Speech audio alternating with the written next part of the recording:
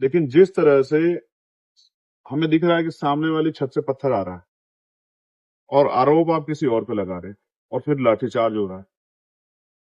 82 से ज्यादा लोग जेल चले गए, 2000 लोगों पे मुकदमा हुआ। जहां तक मैंने देखा, मैंने कई जगह की घटनाएं देखी। हालांकि मैं सहमत नहीं हूं कि पुलिस में और आम लोगों में टकराव, क्योंकि पुलिस भी हमारा हिस्सा, इसी सोसाइटी का हिस्सा है और वो हमारी प्रोटेक्शन के लिए, कानून व्यवस्था संभालने के लिए है, लोगों को न्याय दिलाने में मदद करने के लिए। लेकिन इस तरह कोई घटना बड़ी दिखाई नहीं दी कि पुलिस के साथ कोई सामने टकराव हो रहा है। जबकि उत्तर प्रदेश में कई ऐसी बड़ी घटना हुई है जहां पुलिस को मजबूरी में पीछे हटना पड़ा। हमारे सामने फतेहपुर इसका उदाहरण कि वहां मकबरे पे क्या हुआ।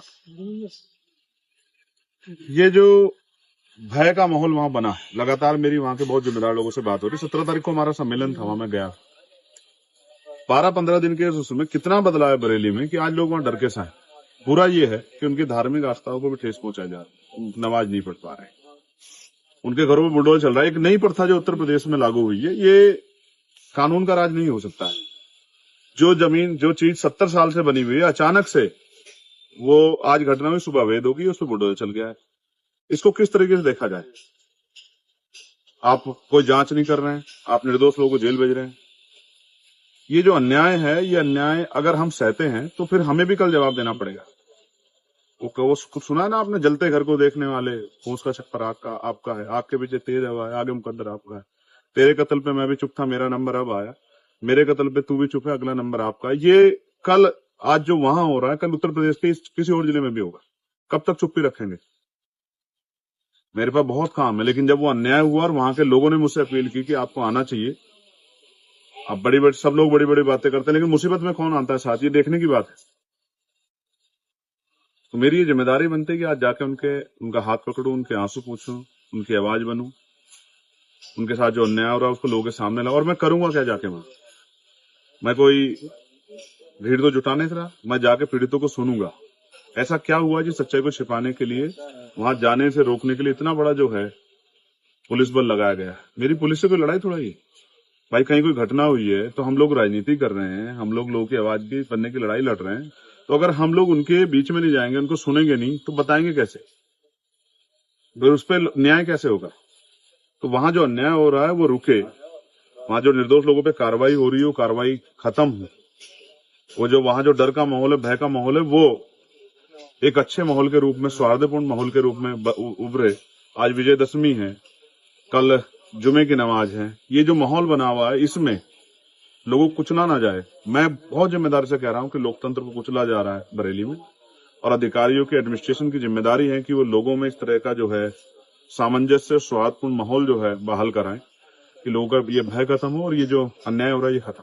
प्रशासन का कहना है कि अगर आप वहां जाते हैं तो माहौल खराब होने का वो है, और तो कहीं ना कहीं माहौल खराब करते हुए, देखते हुए वो लोग आपको रोक रहे हैं, इस वजह से कारण ये भी हो सकता है। अमित भाई, घटना किस तारीख की? 26 तारीख। मैं नहीं था, मैं गया था 17 तारीख में। मेरे साथ हजारों लोग थे, कोई माहौल नहीं बिगड़ा। तब तो हम लोग रैली करने गए थे, अपनी बात करने के लिए, प्रभु सम्मेलन में गए थे। लेकिन आज मैं क्यों जा रहा हूं? क्योंकि हालात ऐसे बन गए हैं, और ऐसे समय में भी अगर आज कमजोरों के साथ नहीं खड़ा हुआ तो कल जवाब कौन देगा? आज सब लोगों की निगाह बरेली की तरफ है। बरेली में जो अन्याय हो रहा है, हैदराबाद से मुझे फोन आए, महाराष्ट्र से मुझे फोन आए, तमाम जो जिम्मेदार लोग हैं, जो दर्द को, तकलीफ को देख रहे हैं, उन्होंने मुझे फोन किए कि आपको जाना चाहिए। और मैं वहां जाता हूं जहां अन्याय की पराकाष्ठा हो जाती है, अन्याय सीमा को लांघ जाता है। तो मुझे रोकने से क्या होगा? अन्याय रोकिए ना, झूठी गिरफ्तारियां रोकिए। ये नया जो ट्रेंड बना है कि थाने में आदमी पैरों पे चल के जाता है और बाहर जब आता है तो लंगड़ाता हुआ आता है। तो पुलिस को पीटने का अधिकार किसने दिया? क्या उन लोगों के मेडिकल हो रहा है? क्या आईपीसी की कोई, अब तो बीएनएस होगी, बीएनएस की कोई धारा ऐसी कहती है कि पुलिस पीट सकती है? तो ये मैं समझता हूं पुलिस को आगे करके, पुलिस को मोहरा बना के जो सरकार करवा रही है, कल जब क्रॉस एफआईआर होंगी, लोग कानूनी रूप से लड़े रहेंगे, तो ये पुलिस के भाई फंस जाएंगे और सरकार एकदम जो है पल्ला झाड़ ले, कहेगी हमें पता ही नहीं इन्होंने ऐसा क्यों किया। तो ये अन्याय रुके, उसके लिए किसी मेरे जैसे एक आदमी को खड़ा होना पड़ेगा, अपने जान को भी दांव पे लगाना पड़ेगा, जान की बाजी लगानी पड़ेगी कि अन्याय बंद। और मैं अपनी ड्यूटी कर रहा हूं, क्योंकि मैंने पार्लियामेंट में ओथ ली है कि देश के प्रत्येक आखिरी व्यक्ति के लिए भी हम लोग खड़े रहेंगे, उनकी आवाज बनेंगे, उनके पर अन्याय होगा, उनके अधिकारों पर अतिक्रमण होगा तो उनकी आवाज उठाने का काम करेगा। मैं अपनी ड्यूटी कर रहा हूँ, इसके लिए मुझे तनख्वाह मिलती है।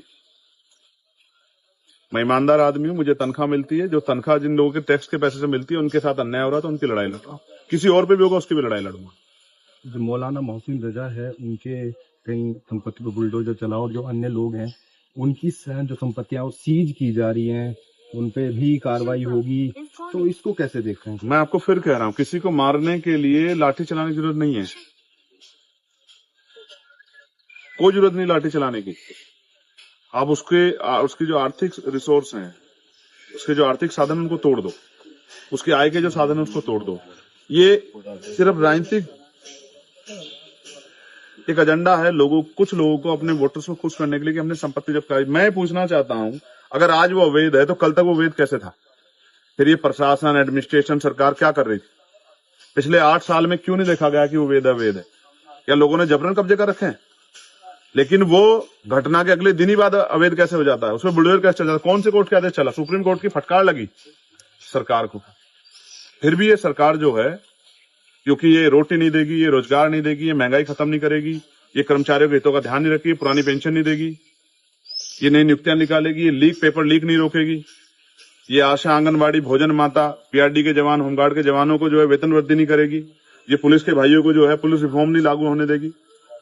तो ये इन सब चीजों को टालने के लिए, किसानों को खाद नहीं मिल रहा, डीएपी नहीं मिल रहा है, तो ये वो व्यवस्था लागू है। इसलिए ये इस एजेंडे को मजबूती से वो करते हैं और ये सब सरकार की देखरेख में हो रहा है। मैं किसी अपराधी का समर्थन नहीं करता हूं। अगर कोई अपराध करेगा उसको, लेकिन उसका आपके पास ऐसी रिपोर्ट तो हो जिसमें दिखाई दे कोई अपराध कर रहा है। क्या ये पहली बार धरना प्रदर्शन हुआ है इसमें 82 लोग जेल चले गए? आज लोग घर से भाग रहे हैं, पलायन कर रहे हैं, ताले लग गए। और जो मैंने कल की पीसी में सुना था, जो आला हजरत की दरगाह से हुई, उसके बाद मेरे मन में और चिंता पैदा हुई कि अगर आज हम लोग चुप रहे तो फिर कल हम आंख नहीं मिला पाए।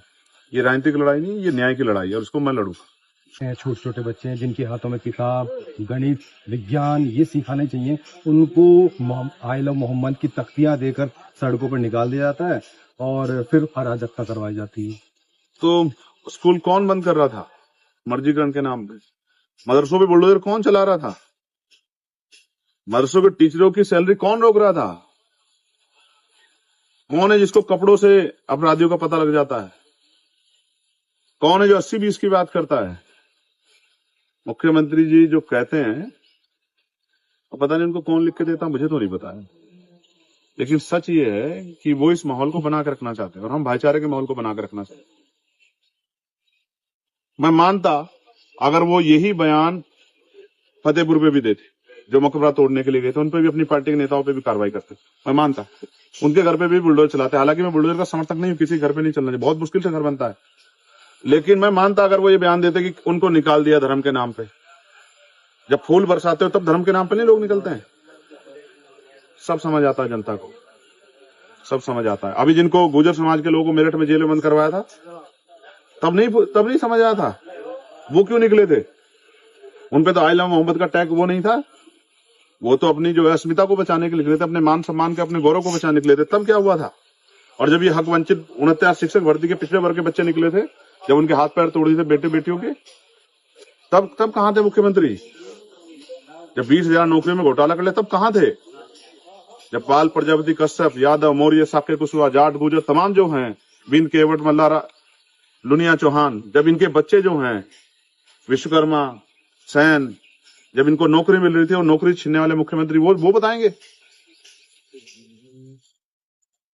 शर्म आनी चाहिए उनको। उनका ये भी कहना है यूपी में 2017 के बाद कोई कर्फ्यू नहीं लगा। अब किट बांटने वाली सरकार ये बात कहेगी? ईद पे जो किट बांटने के लिए बवाई लूट रही थी वो मौलानाओं को बताएगी? और मौलानाओं का क्या इतिहास है नहीं पता उनको इस देश की आजादी में? मैं फिर आपसे कह रहा हूं, ये शब्द इसलिए यूज किए जा रहे हैं कि वो माहौल बने जिस माहौल से उत्तर प्रदेश की सरकार को राजनीतिक फायदा, इसीलिए वही शब्द बोलते हैं। मुख्यमंत्री आपने देखा कभी रोजगार पे बोलते हो? कभी बेटियों के सम्मान पे बोलते हो? कभी न्याय पसंद भाईचारे बोलते हो? कभी सामाजिक न्याय पे बोलते हो? कभी गरीबों को जमीन देने के लिए बोलते हो? ये भाषण उनके चुनाव में आते हैं और ये जो भाषण आज वो दे रहे हैं ये उनके परमानेंट 5 साल चलते हैं, जिससे कि वो प्रदेश में ऐसा अराजकता का माहौल बना रहे और उनको जो है पुलिस को आगे करके इस तरह कार्रवाई करने का मौका मिले और फिर बाद में पुलिस के लोगों का जीवन बर्बाद हो तो हो, उसमें कभी मुख्यमंत्री सामने नहीं आएंगे, मेरी बात को आप याद रखें।